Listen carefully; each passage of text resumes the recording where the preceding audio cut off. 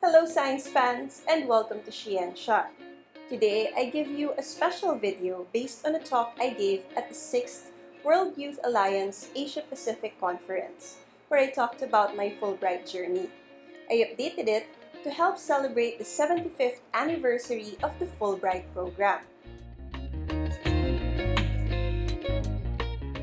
I remember having had a hard time thinking of a title for this talk, since it was one of the first talks I had to make after coming back to the Philippines from my Fulbright engagement. But I knew I wanted to make it magical as the experience I had at the Pacific Northwest. So I came up with this, but it really felt weird to have a talk named after myself. Then I thought maybe I should highlight the cutthroat nature of graduate education. But although that is true, there is also joy, hope, and the sweetness of success. But then again, some would say that if you play the game of graduate school, you win, or, well, you just keep on trying. But as much as I would like this talk to be magical, exhilarating, and grand, this is a simple story, grounded in reality, that I was blessed with the opportunity to study outside of the Philippines and the changes in perspectives I've gained since then.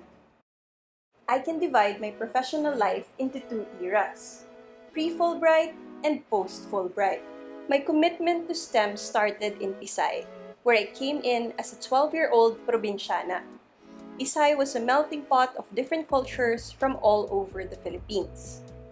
And from Pisay, I transferred to the adverse environment of the University of the Philippines, where I was trained to become a Filipino scientist. Immersed in this highly competitive system, I saw how easy it was to forget that research was all about service, especially since we had to elbow our way to limited sources of funding, stable slots in coveted laboratories, and we all had to fight to stay afloat within the scientific community. This perspective changed during my master's. I was forced to go out of the lab, to work in the field, to meet people, and to talk to people. I remember the first time I tried to get in touch with the indigenous peoples of Bataan. I introduced myself as a junior scientist, and then they warned me to stay away. Otherwise, sisibatin nila ako. They've encountered scientists before, you see. And all these previous scientists did were to make them feel stupid, to do the research, promise to help them, and then they never came back. I didn't let that stop me, so I came back as Chona, a student who had a genuine interest in their lives. So as I took soil samples, I also brought home their stories. As I measured the pH of their rivers, I measured the robustness of their spirits. And since then, I have never looked at a publication the same way again. My master's experience and how it humanized my research was one of the reasons I fell in love with the De La Salle University. DLSU helped push me away from a me mindset about my research, as it enjoined its faculty to teach minds, touch hearts, and transform lives. So even though I was living an unglamorous, penniless existence, balancing a part-time salary ranging from 3,000 to 12,000 pesos a month, I was happy. But then of course, when my PhD advisor, Dr. Menchi Lagman, offered a student research assistant position for an NSF USA project that paid me double, I said yes. And this led me to my Fulbright journey.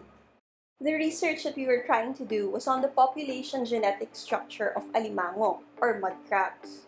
And this was to help generate information using DNA that would help improve how these natural resources were managed throughout the Philippines. But as we were trying to collect samples from different parts of the country, we also managed to collect different problems. These problems and puzzles were interesting because it connected our research to the humans that were trying to help us. And so, one of these puzzles led me to working in the US. A few months, a few weeks, a few days before I had to leave for the US, I remember being deathly afraid that when I reached the shores of the US, I would be judged for being less than the people I would encounter there, especially since I was so insecure about my abilities as a scientist. But my Fulbright experience made me realize that Filipino scientists were just as good, just as innovative as our US counterparts. I was lucky to have been mentored by Dr. Billy Suala of the University of Washington in Seattle and the Friday Harbor Laboratories. You see, I only had 6 months to finish all my experiments in the US, so it was a whirlwind of chaos. And we finished because the efficiency of their system complemented our hard work. And though we don't need a lot of money to do good science here in the Philippines, we certainly need improved and efficient systems. Wait, what was I doing in the US anyway?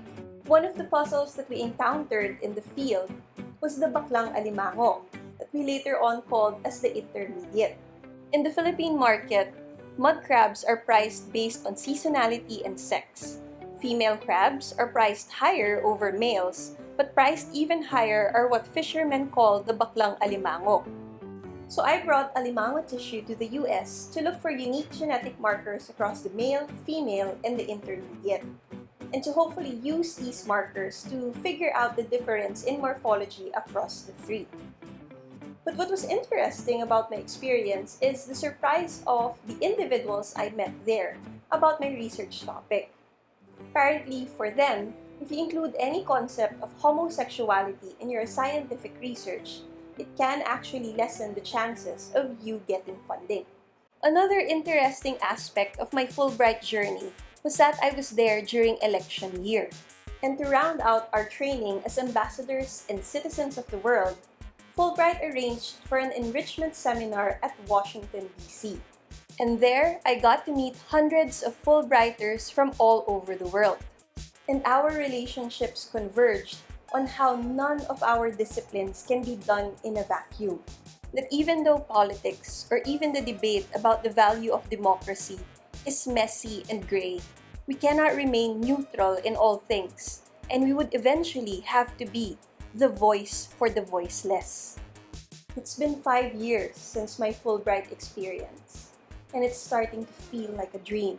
It was unnerving to be back at my home turf, after having spent months being the other, being someone special, being someone different.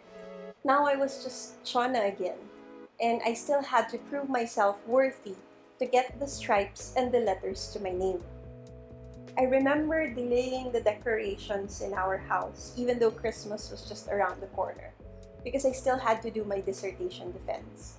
And it was one of the toughest challenges in my life, explaining the science and the relevance of the research that kept me alive for the past 4 years to experts in the field. And I remember the steps I took during graduation, wondering what would change if I had changed now that I have a PhD. Everything felt simple before I got that Fulbright. Get a PhD, finally get that stable job, do research, keep your head low, don't stir the water, don't make waves. But I don't think I can keep at that anymore. Not as long as we live in a world where people believe that the law should protect some, but not all. Not as long as we live in a country where scientists have to justify the value of their research to a society that does not appreciate or trust science. And not while women are being paid less than men and treated like we should either be objects or saints, as if we were anything except human. And not while we cannot make any rational decisions about our leadership, because we are being controlled by poverty, starvation, and desperation. Because you see, my Fulbright journey didn't just give me a voice. It helped me realize that I had something to say, and what I say actually matters. So for those interested to start their own Fulbright journey, I will be posting some links in the description box below, and I hope you find the courage to actually apply. I hope you were able to learn something from this short experience I had in my life. If you did, I hope you could give this video a thumbs up and also subscribe to our channel. If you have any comments, questions, or suggestions, please don't hesitate to message me, your resident Filipina scientist, in the comments section below. Thank you very much, and see you around!